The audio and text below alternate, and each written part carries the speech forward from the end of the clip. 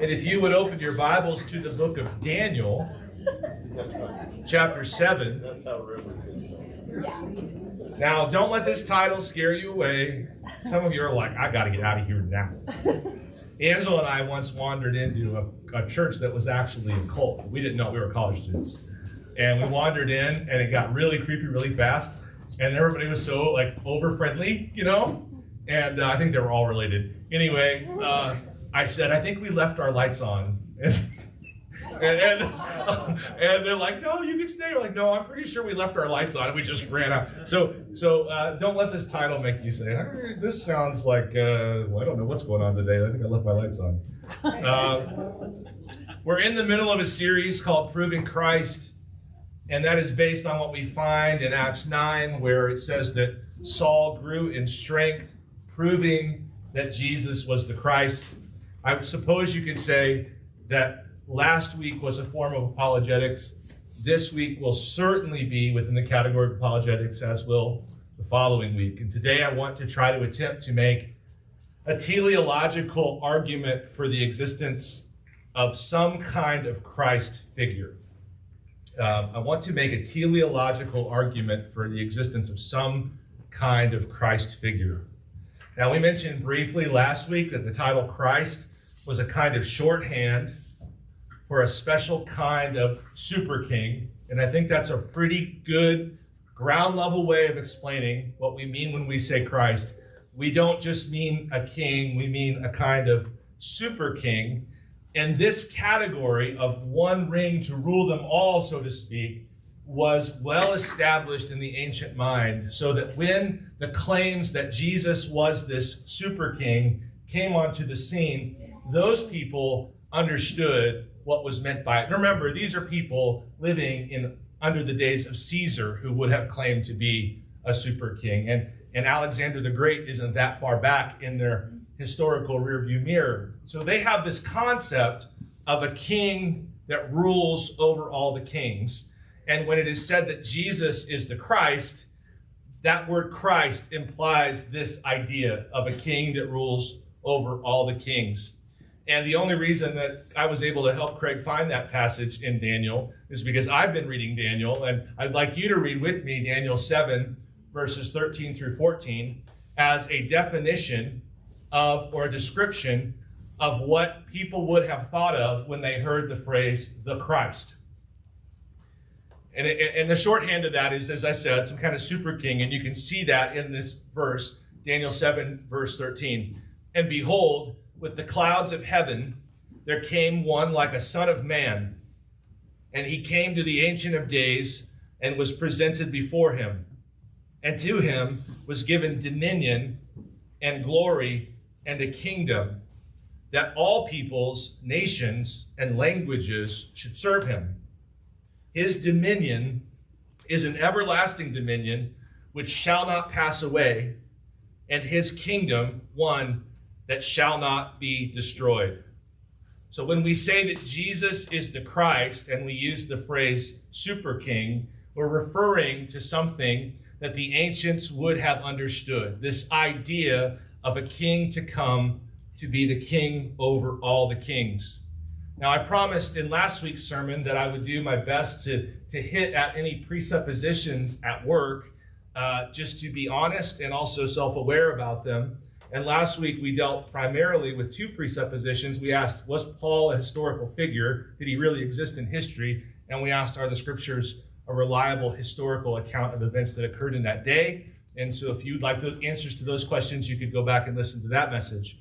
The only presupposition that I think I need to deal with initially here is, was Jesus a real person? Was Jesus a real historical person, or is he merely a compilation of mythological creature figures all crammed into one person, one fictional person named Jesus? And I won't spend a lot of time on this simply because it doesn't merit spending a lot of time on it. Really, the consensus across all realms of belief, people who are secular, people who are not, everyone at this point, at the level of serious consensus anyway, I wouldn't say everyone, at the level of serious scholarly consensus agrees that Jesus was indeed a historical person. And so the next question that might be good to ask is, did Jesus see himself as a super king? Did Jesus see himself as a super king? Well, here's what I would say to that. Almost all of his preaching pertained to the kingdom of God, something he called the kingdom of God or the kingdom of heaven. So he sure talked a lot about a kingdom, right? And in fact, Pilate asked him if he was the king of the Jews, and Jesus responded that his kingdom was not of this world. In other words, yeah, I'm a king, but my kingdom does not come from this world. So what do I mean when I say that I'm going to make a teleological argument for Christ? Well, what I mean is that the word teleological just breaks into two Greek words, teleo, which means the end or the aim or the goal, and logos, which just means explanation or reason. So teleology looks at an object and begins to think about what this object tells us about truth, about its purpose, and so on and so forth. Now, if you've had any exposure to apologetics, you'll know that most teleological arguments within the Christian realm of apologetics have to do with cosmology and biological complexity. So you've probably heard someone talk about something like intelligent design before, and you've probably also heard someone talk about the Goldilocks phenomenon. Or maybe you've heard it described as the fine-tuned universe. It's the idea that we as a planet and as a universe in general seem to be extraordinarily precisely poised to be the kind of place that can inhabit life. So that's kind of the most common teleological argument. It's looking at the details in biology, or it's looking in the details of physics or astronomy and saying, this seems to imply causation. This seems to imply creation. Now, I like the biological arguments, okay, because I kind of understand those a little bit. I understand the idea of irreducible complexity in like chemistry and something like that. Like I think I can get my mind around that. I don't really know what I think about the arguments about the fine-tuned universe, because I don't really know if we know enough to say that we are unique. Maybe we do, and it might just be my ignorance. I just don't know. I personally wouldn't be able to bring that to you as an explanation or a proof of God's existence. But more than that, my second problem is that it would only get you to theism or to a simulation, simulated universe hypothesis or something else. Like making a teleological argument that says the world is precariously balanced and so on and so forth, and therefore this is not accidental, only gets you to the point where you have ancient aliens, God, and a simulation theory all kind of in the balance. And I'd like to go further than that as a Christian pastor. I'm a Jesus guy. And so that argument is fine, I think, but it's not, in my opinion, the preferred teleological argument. My preferred teleological argument is actually in the realm of politics, which is somewhat relevant right now. So what I'd like to do today is I'd like to help you observe some political phenomenon and see that there is indeed a need for a kind of universal political figure to reign over the affairs of human beings. I don't know if we have enough data, as I said before, to support this idea that we are hyper unique in the universe. Maybe we do, but I do think we have enough data by observing historical political events to make some general kind of conclusions about the way this world runs, and then to see that these ancients were correct in hypothesizing the need for a super king. So that's what I'm going to try to do today. If you're a Christian, this is one of those moments where you just kind of take a step back and you just say, Jesus is pretty cool. If you're not a Christian, this is what I would say is a sort of give me a better alternative to what I'm presenting to you today as sort of a way of explaining all the data we have about historical governments and politics and so on. So I'm running through three observations, and the first one, and I'll support these in a moment, is that humans were created to be ruled by some kind of king. And king is just a stand-in for a government. But you know, there's always somebody in charge. So humans were created to be ruled by some kind of king. Every existing king has been weighed and found wanting. Every existing political solution that has ever emerged in the history of the world has had serious gaps, serious errors, serious insufficiencies. And here I would say this sort of points to the need for a king in the same way that a bad father somehow makes the need for a good father all the more obvious. You know, a bad father doesn't disprove the need for fathers. A bad father proves the need for good fathers. And I think if we look at the historical data that we have lots of access to about politics and government for thousands and thousands of years, we can say we need to be ruled by someone, and all of the people who have tried so far aren't very good at it. And number three, that these two problems together seem to reveal the need for this idea that is presented in scriptures of Jesus as a kind of king above all kings.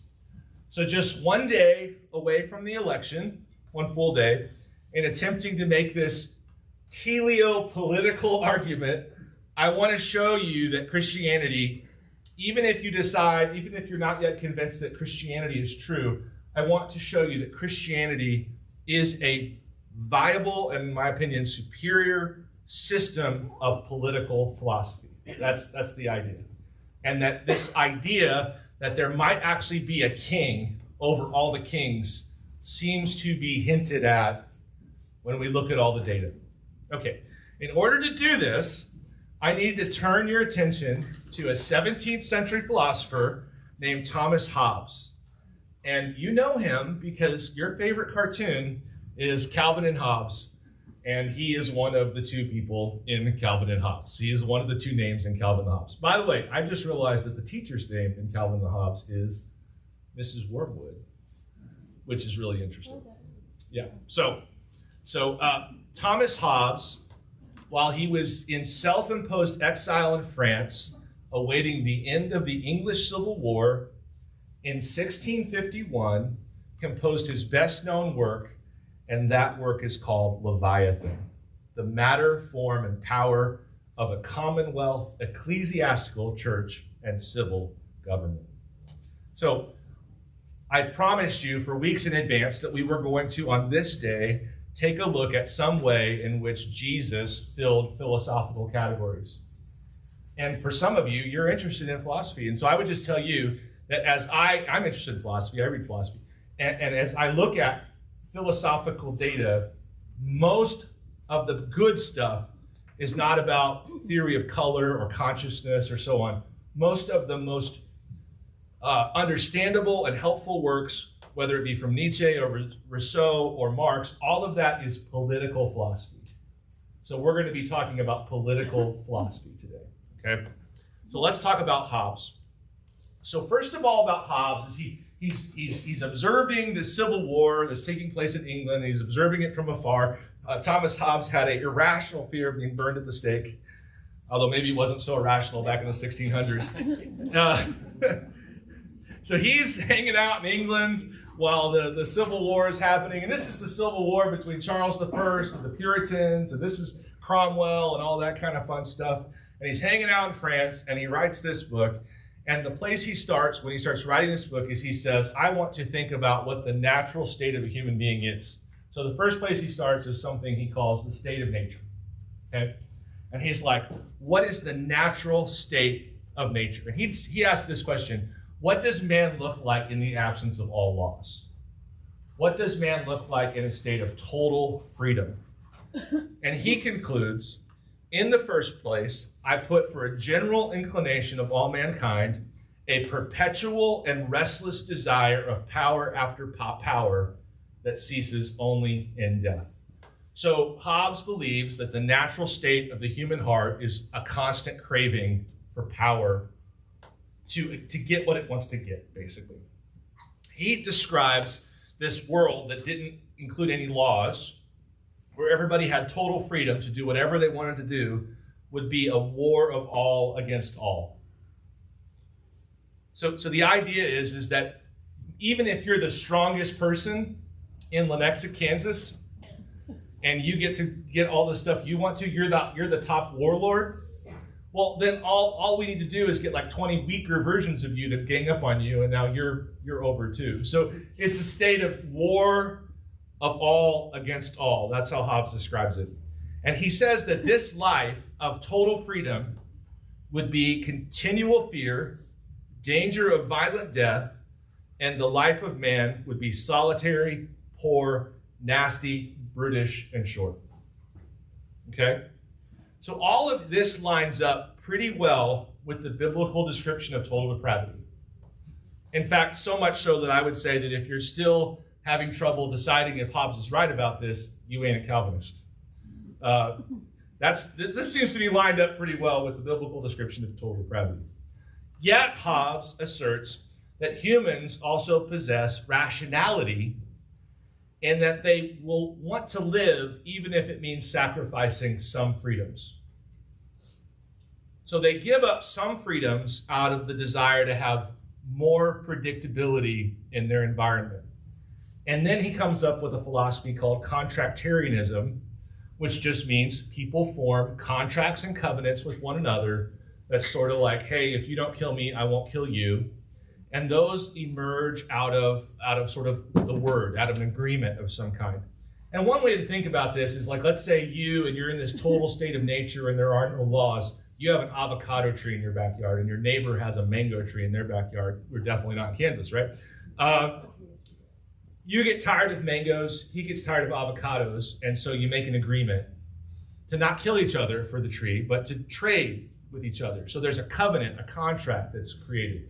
So Hobbesian contractarianism is just this idea that people are crazy in their thirst for power, but rational enough to know that nobody wins in this perfect state of nature where total freedom exists, and therefore people make deals with each other to provide some kind of predictability and so on.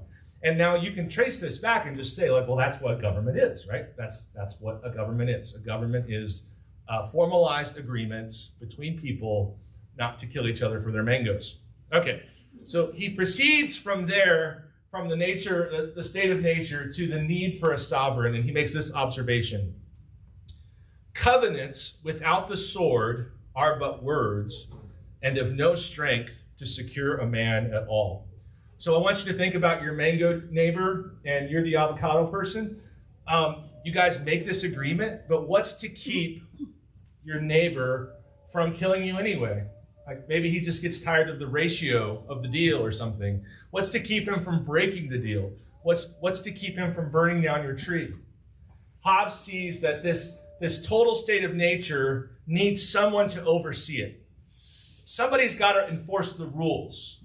And he says that covenants or contracts without the sword are but words that have no strength to secure a man at all. So this idea is that this desire to agree together so that we aren't all dead in 20 years, so that we're not living this warlord kind of existence, this desire to work together creates a need for someone to be the arbiter of the agreements, for someone to be the enforcer of the agreements. Okay, and so he says the solution for this is something he calls the Leviathan, and the Leviathan comes out of the book of Job, and it's a sea creature. But what he's saying is that it's this idea of a head that is the state and a body which is the people in the state. So look at the next. This is the cover of the book, and I tried to blow this up as much as possible. And some of you that are closer can see it more clearly. Here is your sovereign. Here is your king.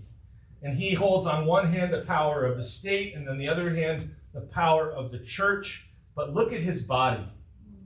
His body is composed of all of the people living in his country. He has absorbed them, and he now stands as a sovereign or a king over everyone. And he wields the sword, enforces the contracts, and so on and so forth. So as far as philosophy goes, a lot of it gets really weird and foo-foo and abstract really fast. Hobbes has stood the test of time because he successfully predicted that the need for someone like this, is going to be universal and timeless. And indeed, he is correct.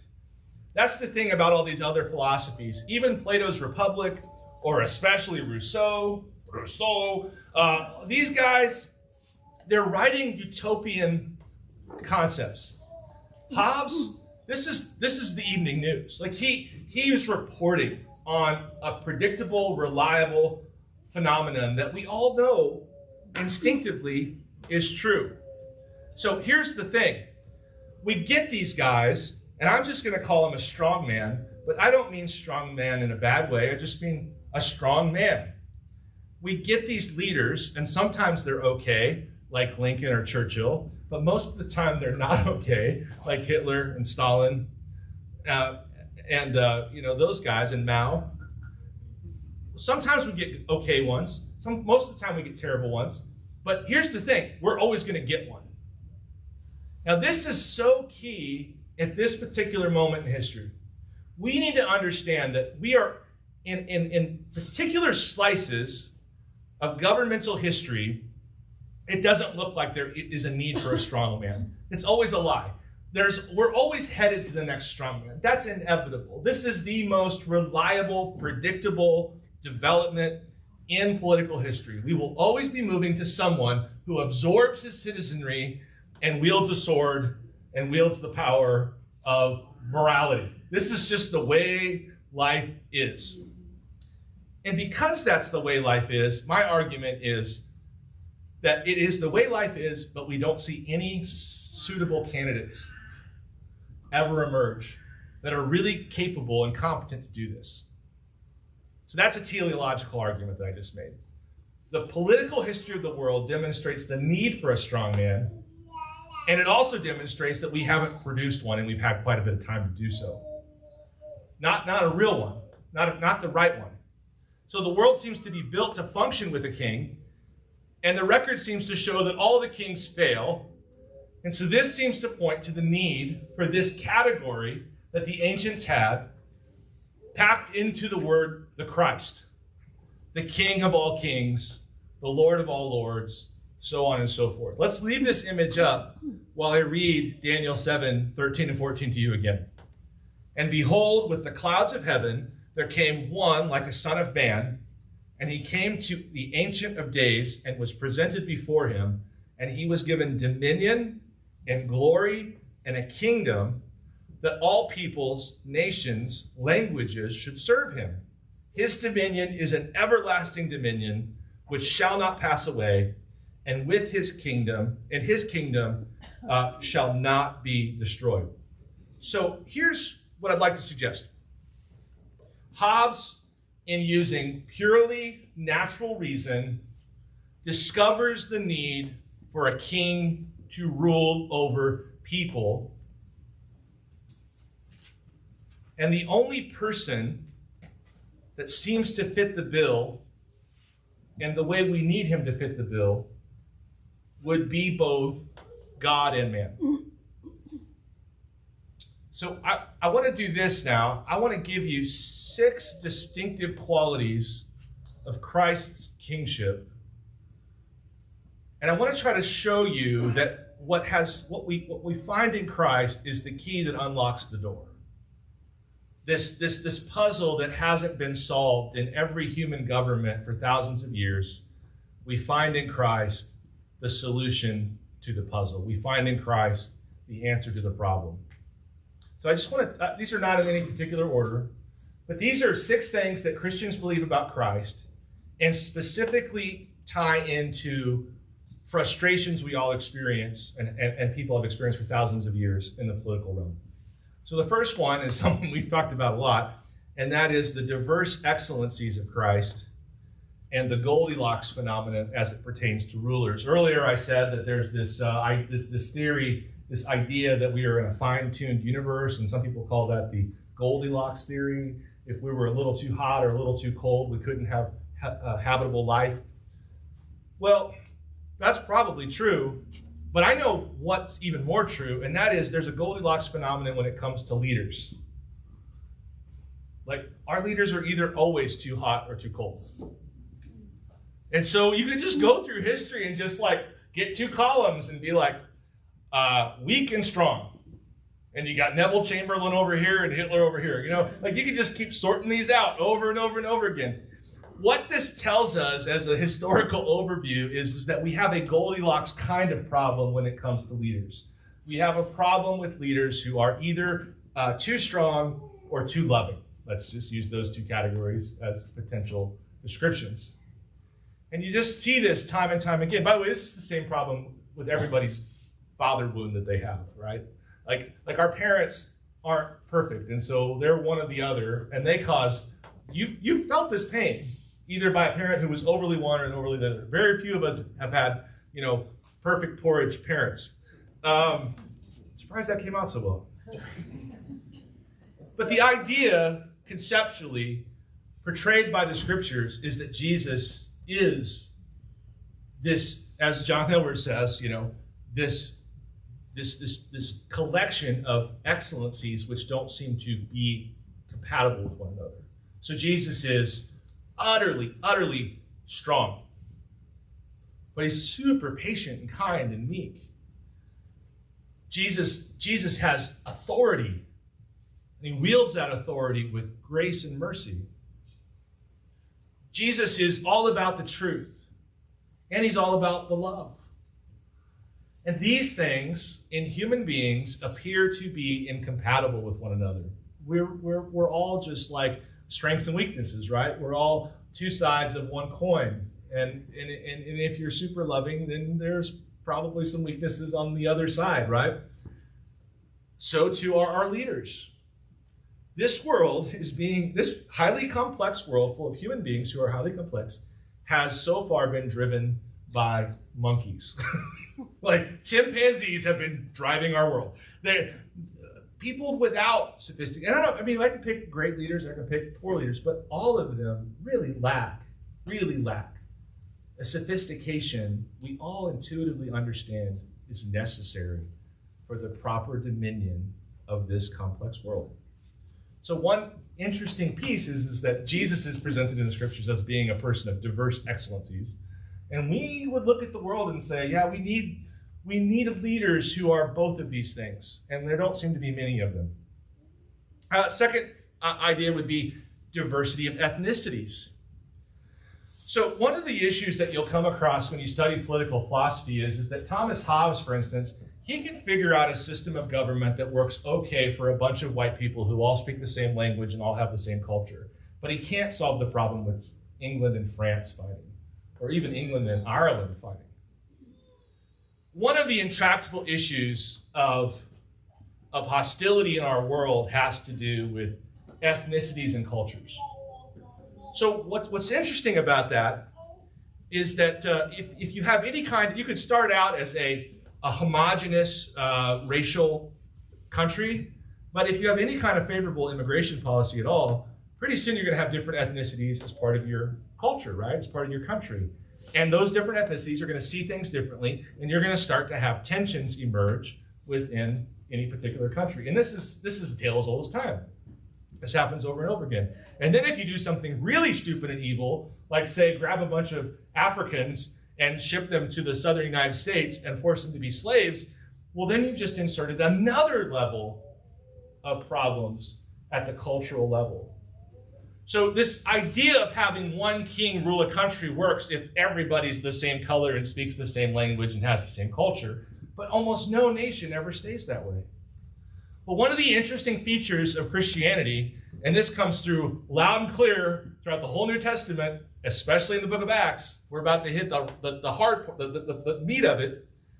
One of the interesting things about Christianity is that Christianity actually claims to be capable of, through Jesus, through the power of Christ, breaking down dividing walls of hostilities between different cultures and ethnicities.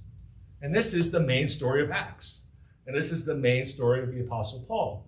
Earlier in Acts 9, we saw that this was a part of God's call in the Apostle Paul's life. He will be my instrument to bring my name to the Jews and the kings and the Gentiles. So one of the claims of Christian kingship is that he alone, through the gospel, has the power to tear down dividing walls of cultural hostility, which would be nice. I think we would all agree that that seems like, is that in the news at all right now? I'm having trouble remembering. Number 3, dual citizenship and the phenomenon of Christian compatibility with existing government structures. And here's what I mean by that. So far, to the person who's not a Christian, this idea that Jesus might be the king of everything sounds a lot like the kind of thing you might find in a self-published book for sale at a gun store, you know? Like, it sounds like, okay, come on now, what? You know, I stole that line from a book that was just published, but you know, it's like, this sounds really kooky. Like, what? Wait, hold on a second. You're saying that there can be one king, and, you know, what does this even look like? And, you know, do we all have to get the same haircuts? And, you know, like, what is going on here? But it's important to understand that when we talk about Christianity as a kingdom, it is proved time and time again to be compatible or to be able to exist within another country or kingdom. So citizens of any country right now can make Jesus their true Lord. Indeed, citizens in many countries right now have made Jesus their true Lord. They do not renounce their citizenship in that country when they claim Christ. In fact, the Bible tells Christians of every country to pay their taxes and pray for their earthly rulers and to seek to live quiet and peaceable lives. Many of the first Christians in the New Testament were soldiers who fought for Rome. So here's the idea. When we say that Jesus is the king over everything, we begin to ask, like, what does that look like? How does that work? Well, I'm going to try to suggest a practical thought about that toward the end of the message. But we have to say that just as we observe Christianity taking root at the beginning of its origin, it doesn't seem to be incompatible with any particular country. Not at least initially. You've got to remember that Christianity emerged out of two wildly different schemes of government simultaneously. And to this day, there's a billion Christians or something in the world that claim to be Christians. Those are scattered throughout so many countries. So this is another interesting piece here. Within the Hobbesian framework of just one king and so on and so forth, what you're going to get is you're going to get kings fighting against kings and kings, you know, so on and so forth. But what if Christianity, and putting Jesus as king, actually has the capacity to coexist in wildly different countries or cultures? So number 4, deliverance from vices and the problem of positive liberty. This is a little complicated and I'm running out of time. The government can forbid others from hurting others. Right? So if you want to drive down the street today and turn left or right, you should have the freedom to do so, and the government should create that freedom by making sure that one part of the road isn't blocked by mostly peaceful protesters. Like you should have the freedom, your freedom should be open. And that would be by making sure that those who would do you harm are arrested or taken care of. That's negative freedom. That's what the government exists to do. The government exists to keep people from killing each other. Right? But here's a problem.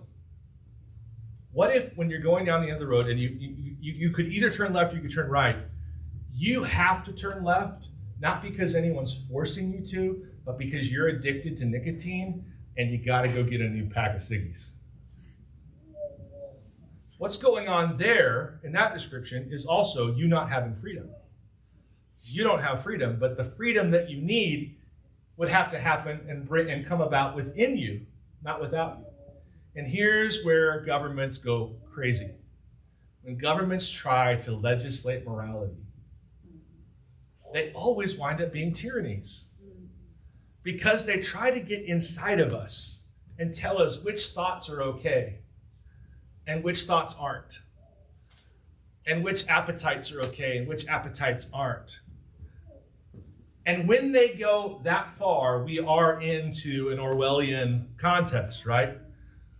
When the government decides that if you really knew what was best for you, you would do X, Y, and Z, and then tries to enforce that using the only tool they have, which is the sword, well, now we're officially in some creepy places. So this has been the primary problem of government for thousands of years. You can keep people from killing each other, but you can't keep people from killing themselves. And when they start killing themselves with addictions and Twinkies, you've got to figure out what you're going to do with the broken piece of humanity you've got here, who broke themselves. And if you decide to have any kind of system to care for them, well, now suddenly you're incentivized, like, well, maybe we need to figure out a way to make them not want brownies or cigarettes or so on and so forth. And now you've got a government attempting to legislate morality. So if you were to look at the one pain point of politics for thousands and thousands of years, it would be this problem. You cannot get inside the heart to rule it with traditional governmental tools. Well, Christianity is very interesting because Jesus is really not looking for a particular territory other than your heart. It's the one thing that no one else can rule that he claims not only to rule, but that he will rule if he so chooses. Jeremiah 31. This is not thought of usually as a kingly kind of statement, but it totally is. Here you have a king saying, I need you all to obey the rules and want to obey the rules. And listen to the solution in Jeremiah 31:33. For this is the covenant that I will make with the house of Israel after those days, declares the Lord. I will put my law within them. I will write it on their hearts, and I will be their God, and they shall be my people. So earlier we discussed Hobbes' state of nature, and here's the crazy claim of Christianity. The crazy claim of Christianity is that Jesus changes people and changes their state of nature and makes them no longer craving after the power that Hobbes describes. And that brings up the next point, which is number 5, dominion through denial and the possibility of sacrificial ascendancy. I would like to encourage, I think all of our older people have this sense already. It's built in after you get a certain age and take enough punches. But I'd like to suggest, especially to young people, that you should never take a religion or a truth claim seriously that does not explicitly want to rule the world. Okay? So don't take a religion seriously that does not explicitly claim to want to rule the world, which means there's a lot of churches you can't go to. Okay? Because we'll say that. We'll say, no, that's what we want. We want the whole world to know Christ. We'll say that. Don't trust one that won't. Here's why. First of all, it's possible that they're not convinced that they should. Or secondly, it's possible that they want to, but they're lying. In which case, no. Number 2 on this is, don't assume that every religion's version of a ruled world looks the same. So 1985, Tears for Fears song, everybody wants to rule the world. That's true. What ruling looks like is different for different truth claims. So if Islam rules the world, that'll look like one kind of thing. If wokeness rules the world, that'll look like another kind of thing, a lot like Islam. And if Christianity rules the world, that'll look like another kind of thing. And so this idea of dominion through denial is uniquely Christian. And that is simply this. Consider how Christ chose to coronate himself. Consider how Christ chose to validate himself as the king. You know how he did that? Dying on a cross. How would a Christian people advance throughout the world? By killing others? No, by dying to self. This is a very interesting thing that's not ever kind of shown up before, and it seems to be catching on. For the last 2,000 years, we've been kind of ascending. We started out as 12. And what the heart of this is the cross. The heart of this plan for dominion is to take up our cross, deny ourselves, and follow Jesus. The heart of this is husbands laying down their lives for their wives. Like, the heart of this dominion of which we speak is not to put other people on their knees and threaten to either cancel or decapitate them if they disobey. The claim for us is to look at our own lives, look at the sin in our own lives, take it seriously, seek to serve other people, die to ourselves, and that's the plan for Christian dominion. And I predict, wholeheartedly predict, I would bet my house on it, I don't have a house, I would bet anything on it, that one day a whole bunch of people are going to be like, we really liked it when the Christians were trying to take over the world. We like their plan to rule the world better. Number 6, divinity and the de facto perspective of Hobbesian authority. So Hobbes, one of the more controversial, but I think absolutely true statements he makes, is that sovereigns, kings, do not need to justify their existence other than by merely demonstrating that they can control people through either fear or enticements. Basically, for Hobbes, if you're the man in charge, you deserve to be in charge because you can be in charge. So that's called de facto authority. If you're in charge, you're in charge. So here's the question. If Jesus winds up actually being God, if Jesus is divine, then isn't he the de facto authority whether we like it or not?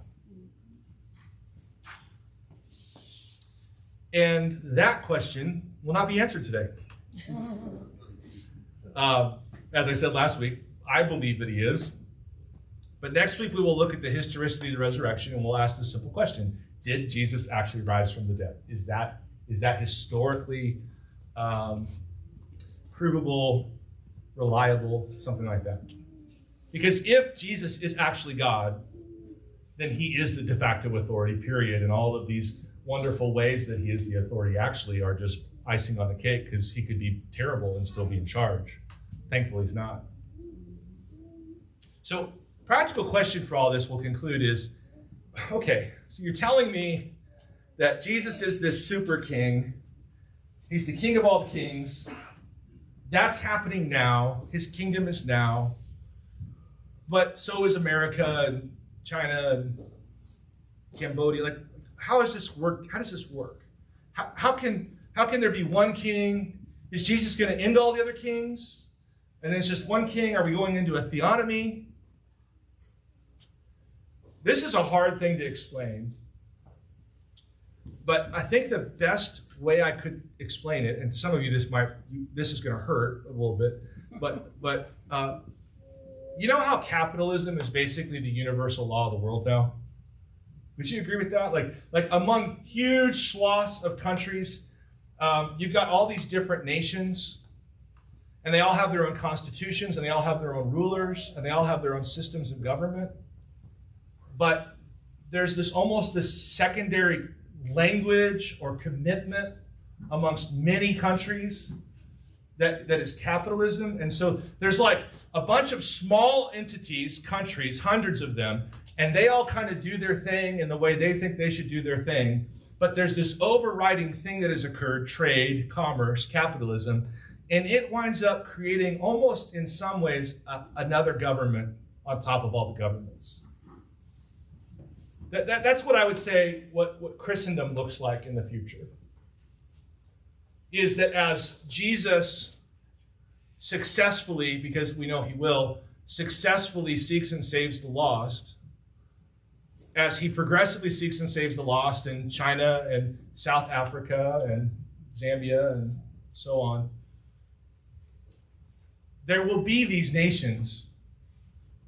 The goal isn't to eliminate nations, but these nations will be united in a common system of agreement. And that system of agreement is Jesus is our ultimate and true king. So that would be my effort to explain practically how might this work. I would say that it's already happening in another respect. We're already sort of agreeing at a higher level and operating in a secondary government now called capitalism. And I want to leave you with this.